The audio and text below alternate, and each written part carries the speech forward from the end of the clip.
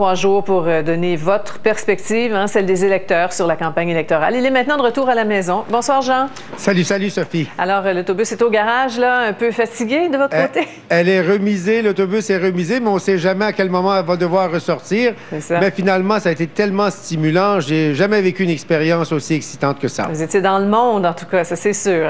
Alors, aujourd'hui, le lendemain de veille, Jean, qu'est-ce que vous avez pensé là, des sorties des chefs de parti?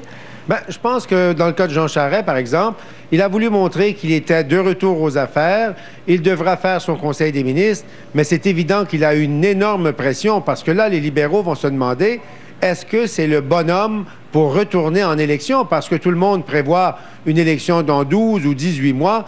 Donc, il a, je dirais, probablement une année pour démontrer à son caucus et à son parti qu'il sera l'homme de la situation. Donc, c'est tout un défi pour Jean Charest, probablement le plus grand de sa carrière. Et du côté d'Ottawa aussi, on a réagi. Dans l'ensemble, on est satisfait? Dans l'ensemble, on est satisfait, mais j'ai trouvé que dans le cas de Stephen Harper, c'est évident que lui, il est heureux. Il avait 2 chevaux en course, finalement. Il a une complicité avec Jean Charest et il a aussi une très grande complicité avec Mario Dumont. Donc, Stephen Harper devait jouir hier soir des résultats électoraux. Dans le cas de Stéphane Dion, il est un peu bizarre aujourd'hui. Il a fait sa conférence de presse pour parler de l'élection provinciale et il a passé son temps à essayer de planter Stephen Harper et de dire en même temps qu'il était solidaire du Québec, mais qu'il était contre toute tentative d'essayer de limiter le pouvoir fédéral de dépenser. Donc, c'était une conférence de presse la plus bizarre que j'ai jamais entendue. Peut-être que ça présume de la nervosité face à une échéance électorale qui est très réelle. Ouais. Jean, revenons sur nos chefs ici. André Boisclair, qui dit qu'il a les pieds là, bien ancrés dans le parti. Vous en pensez quoi? Moi, j'ai peur que les pieds y lèvent quand même parce que, à la fin, André Boisclair, malgré une campagne très bien, il a fini à 29 %, le pire score du Parti québécois. Et franchement, je n'ai pas rencontré un candidat péquiste qui serait prêt à faire face à l'électorat une fois de plus avec André Boisclair à la chefferie. Donc, à ce moment-ci, il peut dire ce qu'il veut, mais je ne connais pas personne qui voudrait aller affronter l'électorat encore à nouveau avec lui. Donc, lui, sa carrière, à mon point de vue, ils vont le martyriser, ça sera pas long. Ouais, et Mario Dumont qui a décoiffé bien du monde. Mario Dumont qui a surpris tout le monde, y incluant lui-même, je suis convaincu. Contrôle total sur son caucus parce qu'ils ont tous été finalement élus sur sa queue de côte. Maintenant, il va falloir qu'il montre qu'il n'est pas seul, qu'il a une équipe, qu'il se monte un état-major et qu'il est digne de la confiance que les électeurs lui ont fournie. Donc, un défi extraordinaire pour Mario Dumont, mais beaucoup de pression sur ses épaules à compter d'aujourd'hui. Les journalistes parlementaires ne vont pas s'ennuyer au cours des mois qui viennent. Et les chroniqueurs non plus. C'est du bonbon, comme on dit. Ouais. Merci beaucoup pour votre contribution, Jean. Merci pour tout. Merci pour votre accueil. Au revoir. Au revoir. Eh bien, parlons-en de celui qu'on considère comme la star de la campagne. On a fait plusieurs tentatives avec différents chefs dans le passé. Cette fois-ci, c'était la bonne. C'est la première fois que ça se fait. Mario Dumont et ses proches ont accepté de nous ouvrir leurs portes hier. Une journée très excitante, évidemment, pour eux, pour nous aussi. Chacun était bien conscient qu'une page d'histoire était en train de s'écrire. Alors, sur un plan très humain, comment le chef et ses proches ont vécu les heures les plus déterminantes de leur vie? Vous allez le voir. 3h20, ça s'en vient. Comment vous sentez-vous, là, M. Dumont? Bien. Oui? Oui, très bien. Je veux dire, c'est sûr que c'est la pire journée de la campagne, là, parce qu'un militant me demandait est-ce que la comparaison du stress, par exemple, pré-débat avec le stress d'aujourd'hui, ça n'a rien à voir. Là. Avant le débat, il y a un peu de trac, mais c'est quelque chose de positif là, que tu canalises dans une volonté de bien faire les choses. Alors que là, c'est un stress purement inutile, c'est juste attendre. Tout est fait, on peut plus rien faire, c'est juste attendre. Alors, c'est sûr que c'est le pire, c'est les pires heures de la campagne. Regardez comment c'est beau. Des fois, on va aller voir, c'est tous les candidats. 10 minutes. On va aller voir qui. Ça, c'est papa. Où ça? Mon père est là. Oui! Hey, je les avais pas vues, celles de ton père. Maman, pourquoi papa est pas là? Parce que papa, il va être partout ailleurs. On n'a pas besoin de le mettre sur le mur. Ah, c'est super. Et comment va l'épouse? Bien. Bien. C'était une belle campagne. Ouais. Ça a été, en fait, au-delà de toutes les attentes au niveau de comment ça s'est passé facilement avec les enfants aussi.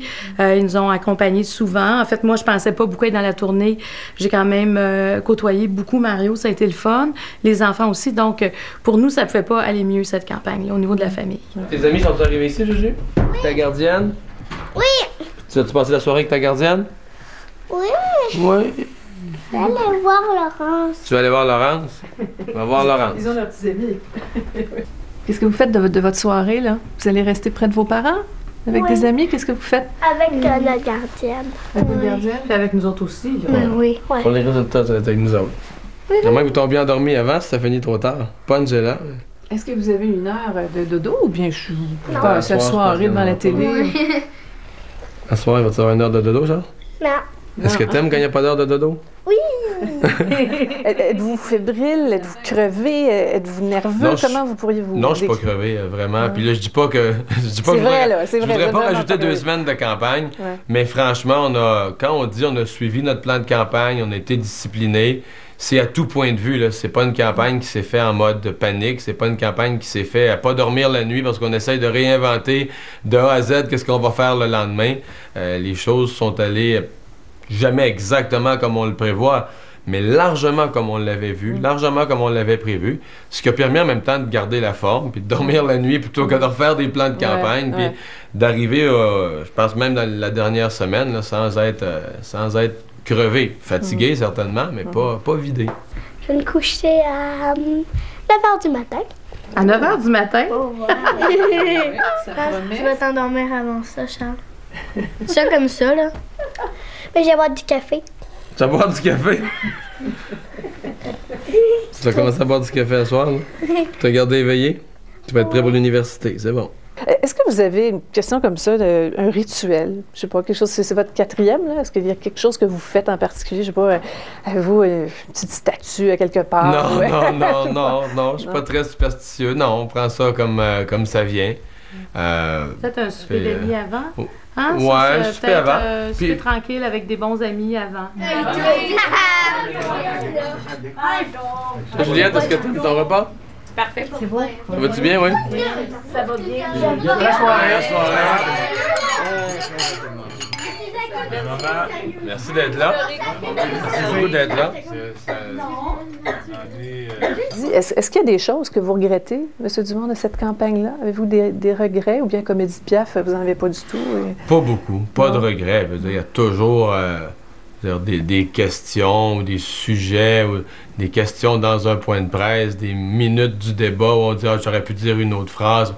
Mais forcément, mais sur les gros morceaux, on va dire chacun des grands blocs, la façon dont on a amené le programme avant les fêtes mi-décembre, le plan de campagne, la façon qu'on a conduit la campagne, les points de presse du matin pour présenter nos idées, l'ensemble de ce qu'on a fait, là, on pourrait bien s'auto-flageller, mais je considère qu'on a pas mal fait le maximum, avec quand même 4 fois moins d'argent que les autres, d'avoir amené la campagne à ce point-ci. Je considère qu'on a... La dernière fois, on s'était planté royalement, mais cette fois-ci, je pense qu'on a fait les choses au meilleur de ce qu'on pouvait livrer. Ah, il y a plus de monde que tantôt. Ah oui, là. On commence à rentrer le compte-gouttes, là. Une question pour vous. Oui. Avez-vous bien digéré? Oui, j'ai bien soupé, bien digéré. On peut plus faire grand-chose à ce point-ci, sinon attendre ce que les électeurs vont avoir décidé de faire, mais Vous êtes capable de manger dans un état comme ça? j'ai très bien soupé, oui. Merveilleux. Tout à fait. Quels sont vos espoirs là, pour ce soir, vos prédictions? Là? Puis soyez pas modestes, là. Ben, allons-y, Non. franchement, là, vos espoirs. Je sais que ça fait ridicule de dire ça, mais je le sais vraiment pas. Je pense jamais là, j'ai vu une fourchette aussi large de ce qui était possible. Là. Je veux dire, en 2003, la fourchette, là, c'était entre 4 et 8 comtés. Là, puis ça a fini à 4, là, parce que vraiment, on en a perdu plusieurs par une faible marge. Mais c'était une toute petite fourchette là, de possibilités. Cette fois-ci, la fourchette est beaucoup plus large. Parce que c'est pas impossible que ça nous glisse entre les mains. C'est-à-dire qu'on finisse deuxième à beaucoup d'endroits. Alors, ça, c'est le genre de choses qui pourraient nous arriver. Là, vous vous sentez comment? Là? On s'est vu il y a 20h15, il y a 5 ans. On se sent comme quelqu'un qui est devenu bien inutile soudainement. Puis évidemment, on est soumis au verdict populaire. Il faut l'accepter avec l'humilité que ça impose. Ouais. Vous l'avez trouvé comment, votre mari, pendant cette campagne-là? Je l'ai trouvé, premièrement, très, on utilise beaucoup ce mot-là aujourd'hui, mais très serein dans cette campagne-là, déterminé, souriant. Puis ça, je trouvais ça le fun, qu'il soit capable de sourire autant. Puis je le connais assez pour savoir que son sourire, c'était un vrai sourire. C'était pas un sourire parce qu'il y avait des médias ou quoi que ce soit. C'était parce que ça allait bien. Puis en même temps, je le trouvais convaincant dans les messages à chaque jour qu'il y avait. Moi, en tout cas, il m'a beaucoup impressionné dans cette campagne-là. C'est bien que vous soyez là pour... Elle vous l'a pas encore dit, ça?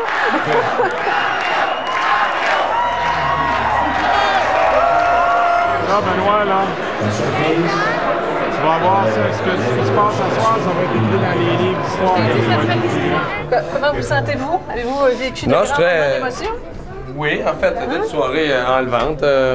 C'était une hypothèse, on en avait parlé. C'était une hypothèse que le vote de l'ADQ soit vraiment un vote motivé, que les gens sortent. Mais là, c'est au-delà de vos espérances, là. Vous disiez... Ça faisait partie des scénarios optimistes. Ouais. On était remarqué à quelques luttes serrées de passer premier. C'est arrivé aussi. Quelle sorte de chef de position vous allez être? Constructif. Au revoir.